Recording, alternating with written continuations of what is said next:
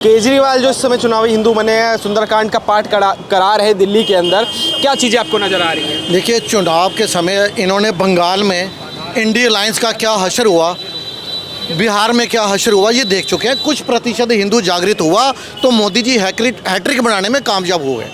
ऐसे ही योगी महाराज जी हैट्रिक बनाने में कामयाब होने जा रहे हैं उत्तर प्रदेश में। तो इन्हें भी लग रहा है। देखो, ऐसा है कि अभी आपने भाई साहब से प्रश्न किया कि सभी इंडिया अलायंस वाले नेता जो हैं वो राम नाम जप रहे हैं। मैं कह रहा हूँ, जितना नाम इंडिया अलायंस के नेता अभी चंदा के नाम पे राम नाम जप रहे हैं, यदि इतना नाम इन्होंने राम मंदिर बनवाने के नाम पे इतना नाम राम जी का लिया होता तो इतने वर्षों तक सनातनियों को इंतजार ना करना पड़ता।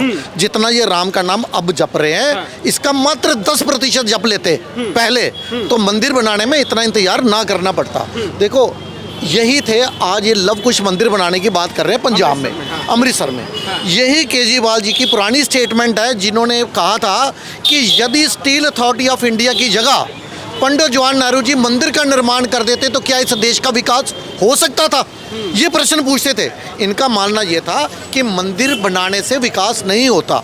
आज इन्हें खुद राम की शरण में आना पड़ रहा है। मोदी जी ने इन नेताओं को थोड़े समय के लिए घर वापसी करवा दी है। इसको घर वापसी बोलूँगा, चाहे अल्प समय के लिए हुई है, लेकिन क्या है कि ये चुनावी हिंदू जो इनको नाम दिया गया वो ठीक दिया गया। जब चुनाव आएंगे, ये 5 वर्ष तक मुस्लिम तुष्टीकरण की राजनीति करेंगे। ममता बानो, आपको मालूम है, वहाँ पे जय श्री राम के नाम से उसको चिढ़ थी, लेकिन जैसे चुनाव आए चंडी का पाठ याद आ गया। चुनाव पहले आते हैं तो राहुल गांधी, दत्तात्रेय, गोतर, शिव भक्त, उस समय कश्मीरी ब्राह्मण बन जाते हैं ये। और ऐसे ही केजरीवाल जो हैं, इन्हें जब चुनाव सामने आता है तो इन्हें हनुमान चालीसा याद आता है। इन्हें अपना लाइव टेलीकास्ट दिखाना होता है श्रद्धा मंदिर से दिवाली पूजा का करते हुए। अब इन्हें मालूम है कि पंजाब में चुनाव है, दिल्ली में एमसीडी के चुनाव है अगले वर्ष। ये चुनावों को मद्देनज़र रखते हुए मैंने अभी सभी लोगों ने क्या बताया, किसी ने बताया कि 100 करोड़ से अधिक इन्होंने मुस्लिम वक्फ बोर्ड को दे दिया।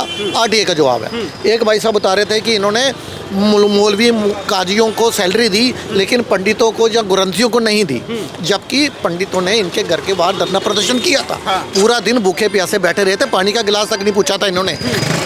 लेकिन अब चुनाव आया, अब ये रुद्राक्ष की माला भी डाल रहे हैं, तिलक भी लगा रहे हैं, अब ये राम मंदिर बनाने की बात भी कर रहे हैं। इन्हें अब कह रहे हैं काली माता का बड़ा नाम है, वहाँ पंजाब के एक मंदिर का नाम लिया। और पंजाब के अंदर ही आपको बताऊँ, 2022 4 नवंबर 2022 की बात है, हिंदू नेता थे एक सूरी करके, सुधीर सूरी नाम है उनका।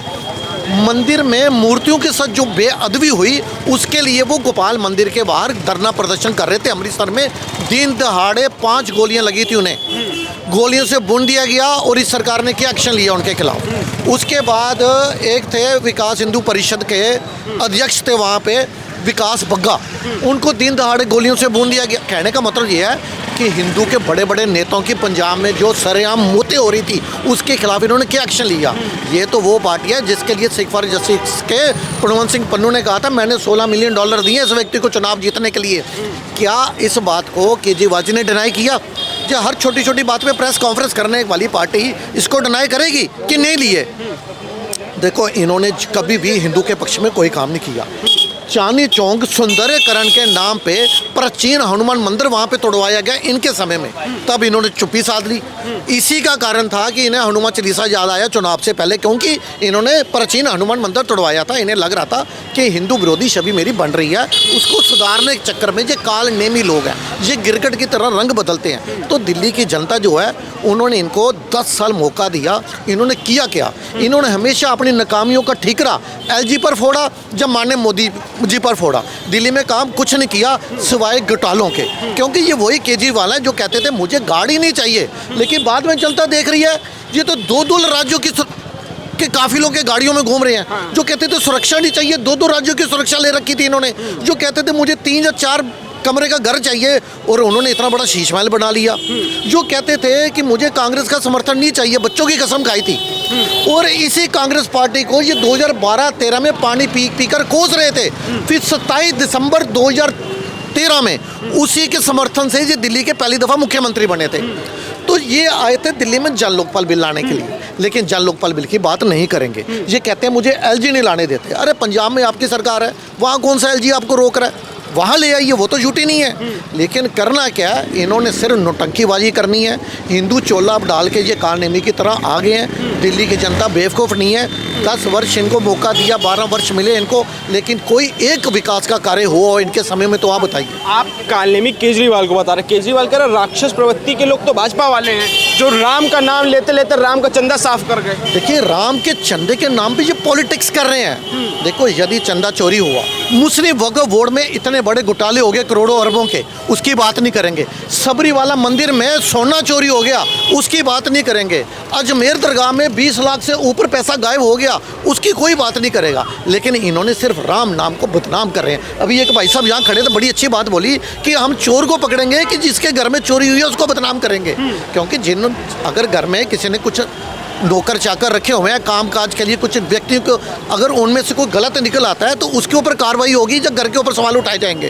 तो कहने का मतलब ये है कि ये जो राम के नाम को बदनाम करने की कोशिश कर रहे हैं, उसकी इनको सजा स्वयं राम ही देंगे। प्रभु श्री राम जो हैं, उन्होंने इनको पहले भी सजा, चालीसा पढ़ा हनुमान जी का, सब कुछ पढ़ लिया, कोई फ़ायदा नहीं मिला। गुजरात में जाके कहते थे मैं कृष्ण भगत हूँ, अब कहते हैं मैं राम भगत हूँ, कभी कहते हैं मैं हनुमान भगत हूँ। और ऐसे ही मैंने आपको राहुल गांधी की एग्जाम्पल दी। ऐसे अखिलेशुद्दीन चुनाव थे जब यूपी में पिछली विधानसभा में, वो कह रहे थे मेरे सपने में वो कृष्ण जी आए हैं। इनको सपनों में भगवान के दर्शन तभी होते हैं जब चुनाव नज़र आता है, अपनी हार नज़र आती है, और 5 वर्ष जी सिर्फ मुस्लिम तुष्टीकरण की राजनीति करते रहेंगे। अभी भाई साहब ने बोला कि उन्होंने गोलियां चलाई। एक समय था कि मुलायम सिंह को अपने आप को मुलायम कहलवाने पर गर्व महसूस होता था। वो कहते थे जो गुम्मत पर चढ़ तो गए लेकिन वही चिपक गए, इन्हें उतरने ना दिया हमारी सरकार ने। वो इसके ऊपर सदन में बयान दे रहे हैं और गर्व महसूस कर रहे हैं। और ये अखिलेशुद्दीन कह रहे थे कि हिंदू धर्म है क्या, एक पीपल का पेड़ है, उसके नीचे आप एक झंडा लगा दो, एक पत्थर रख दो और एक आप लाल झंडा लगा दो तो मंदिर तैयार हो गया। और यही अखिलेशुद्दीन एक दफ़ा कह रहे थे कि मैं तो नास्तिक हूँ। अब तो अखिलेश तो मंदिर बना रहे हैं। मैंने आपको ये सभी लोग यहाँ पे जो जनता है वो बेवकूफ़ तो नहीं है, वो भी पहचान रही है। आपने इतने पब्लिक रिव्यू ले लिए कि वो क्या कह रहे हैं कि हमें इन लोगों के मुखौटे का मालूम है कि ये ही अखिलेशुद्दीन, इनको क्यों बोला जाता था अखिलेशुद्दीन। इन्होंने अपने समय में सिर्फ कब्रिस्तान बनाए और मदरसे खोले और कोई हिंदू के लिए कोई विकास, माई कॉम्बिनेशन बोलते थे ये, MY माई कॉम्बिनेशन, मुस्लिम यादव। और यादव में कौन से यादव, यूपी के यादव नहीं, सिर्फ इनके परिवार के यादव। उन्हीं को टिकट दी जाती थी, उन्हीं को आगे बढ़ाया जाता था, उन्हीं ने अपने बड़ी बड़ी प्रॉपर्टी होटल बना दिए। आज यूपी में क्या हो रहा है, राम मंदिर तो बन रहा है, तीर्थ स्थानों का विकास हो रहा है, लेकिन खाली तीर्थ स्थानों का विकास नहीं हो रहा, बड़े बड़े हाईवे बन रहे हैं, एम्स खुल रहे हैं हर जिला के अंदर। वहाँ पे किसान जो है, गन्ना किसान खुश है। आज किसान जो है वो आत्महत्या पे मजबूर नहीं है। वहाँ पे देखो, अगर मैं वहाँ पे एजुकेशन सेक्टर की बात करूँ, चाहे मैं इंफ्रास्ट्रक्चर की बात करूँ, चाहे मैं हेल्थ सेक्टर की बात करूँ, चाहे फार्मा सेक्टर की बात करूँ, चाहे फार्मर्स की बात करूँ, हर क्षेत्र में विकास हो रहा है। इसलिए जनता जो है वो योगी जी को, लॉ एंड ऑर्डर की पोजीशन देखो कि वहाँ पे डाटा बता रहा है कि जो पहले वहाँ पे इतने बलात्कार, इतनी चोरियाँ डकैतियाँ जो होती थी वो ख़त्म तो नहीं हुई, लेकिन उसकी संख्या जो है डाटा बता रहा है 90, 70, 80% कम हो गई। लेकिन ये अखिलेशुद्दीन जिन्होंने सिर्फ वहाँ पे माफियाओं को आगे बढ़ाया, आज जो है वो लॉ एंड ऑर्डर जो है वो कंट्रोल में है। बाहर का पैसा वहाँ पे लग रहा है, बड़ी बड़ी इंडस्ट्रीज़ आ रही है यूपी में। तभी तो सभी सर्वे बता रहे हैं कि आने वाला चुनाव जो है वो योगी जी जो है वो पहले से अधिक सीटों से जीतने जा रहे हैं।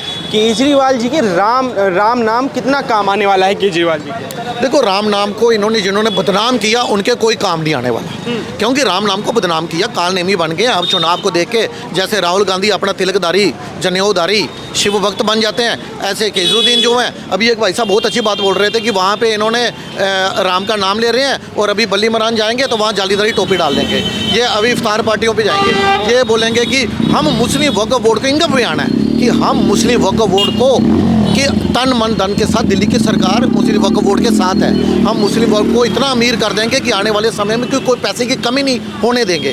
क्या इन्होंने ऐसा बयान किसी आर्य समाज के लिए, किसी गुरुद्वारे के लिए, किसी और मंदिर के लिए दिया? नहीं दिया। कोई चंदा इन्होंने क्या पुजारियों को दिया? नहीं दिया। कोई चंदा नहीं, कोई सैलरी दी? नहीं दी। इन्होंने हमेशा मुस्लिम तुष्टीकरण की राजनीति की है।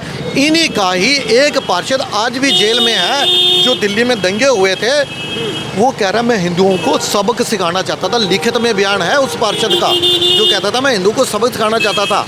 ताहिर हुसैन की बात कर रहा हूँ, आज जेल में है। उस समय यही आम आदमी पार्टी कह रही थी उसको मुस्लिम होने की सज़ा मिल रही है। तो कहने का मतलब ये है, इन्होंने हिंदुओं के लिए दिल्ली में इतने वर्ष रहे, कोई काम नहीं किया, सिर्फ एक समुदाय को लिए काम किया। अब हिंदू कुछ प्रतिशत जागृत हो रहा है तो इनको अपनी नैया डूबती दिखाई दे रही है। भगवंत मान हो गए, चाहे केजरीवाल, दोनों एक साथ जाते हैं राम मंदिर, दर्शन करके आते हैं, कहते हैं कि राम मंदिर में घोटाला हो गया और भाजपा इनको बचा रही है, इन चोरों को। ये दर्शन करने जिस समय शिलान्यास हुआ भव्य मंदिर का, 5 अगस्त 2020 का दिन था, 2020 5 अगस्त को जिस दिन शिलान्यास रखा गया, 2020 5 अगस्त को जिस दिन शिलान्यास हुआ, उस दिन आपने देखा कांग्रेस के सभी सांसद जो हैं वो काले कपड़े पहनकर संसद पहुंचे थे। विपक्षी पार्टियों ने काला पट्टी बांध ली थी अपने, मतलब ये उसको ब्लैक डे घोषित कर रहे थे।